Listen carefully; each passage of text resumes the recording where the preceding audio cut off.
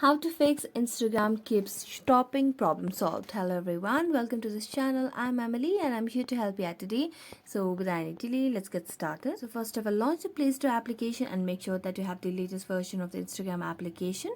So as you can see, there's no update option available over here, which means we have the latest version of the Instagram application. So we're going to go back, and on the home page we can just make a long press on Instagram application and then tap on app info. Now as you tap on that, it will lead us to a new page where you can see the option of clear data at the bottom right corner of the screen. So tap on it and then clear cache and then tap on OK. Now make sure you have the access to clear cache, and also if it's possible you can clear all data.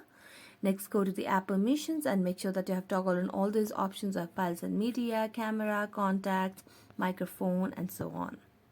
After that, go back and try to launch the Instagram application again, and this might help you fix your issue. So thank you so much for watching this video. See you next time.